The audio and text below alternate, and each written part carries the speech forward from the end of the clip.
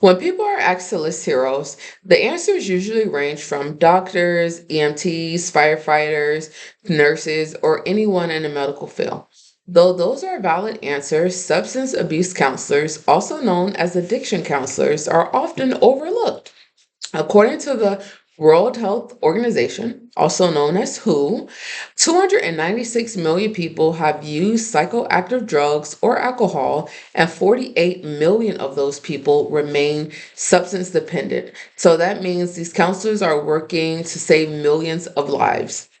Have you ever personally known someone affected by substance abuse disorder? Or have you seen someone on the streets affected by it? Chances are you have. It's very prevalent. Substance abuse counselors are trained to help people overcome addiction.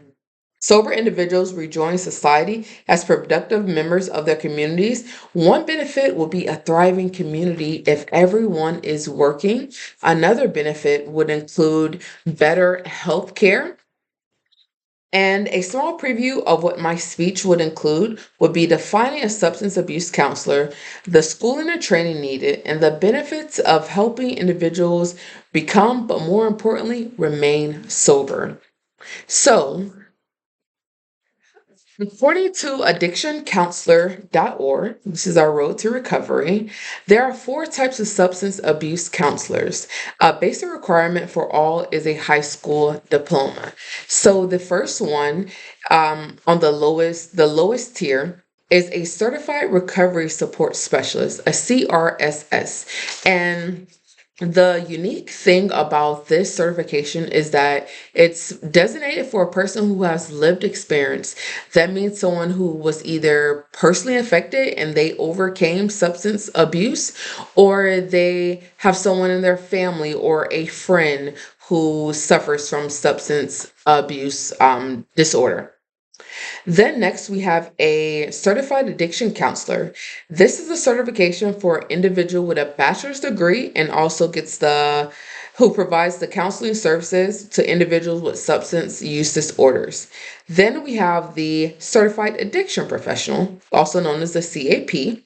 This is a certification for someone with a master's degree in a related field and can provide comprehensive addiction treatment services.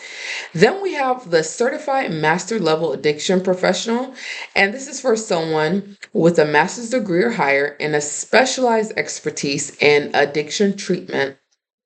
All of these certifications, along with their schooling, they have to do also training, direct hands-on training with working with individuals.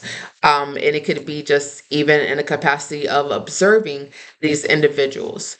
Counselors, well, actually, on benefits. So, how do these professionals impact society? So, the benefits and impact on society. According to Hazelden Betty Ford Graduate School Program, counselors can help people manage the disease and live a happy, healthier life. This includes being present for family, friends, and in other important life milestones because you're not yourself when you're on drugs.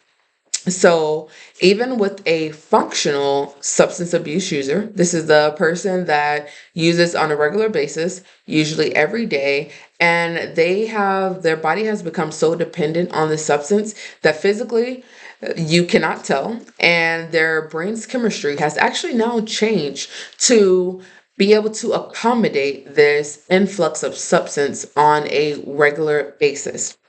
These people, you often don't know that they're even under the influence because they have been doing it so long. So, counselors also work with families to help them better understand their loved ones' conditions. Substance abuse counselors may also connect community outreach so that this substance abuse, the person affected by substance abuse, they are able to seek gainful employment, and they're also going to be connected with support groups so that they can remain sober. So, a counselor is essentially a liaison between the person affected and their loved ones, since their loved ones will be the ones that will be in constant contact with the person, and also support groups. So long after the support counselor is gone, these services remain and benefits remain in place so that a person will never have a reason to have to relapse due to a lack of resources. So let's revisit our unsung heroes. So, in conclusion, throughout my speech, I have spoken about what it means to be an addiction counselor. I've covered the necessary training and the education requirements and the different certifications, the different tiers.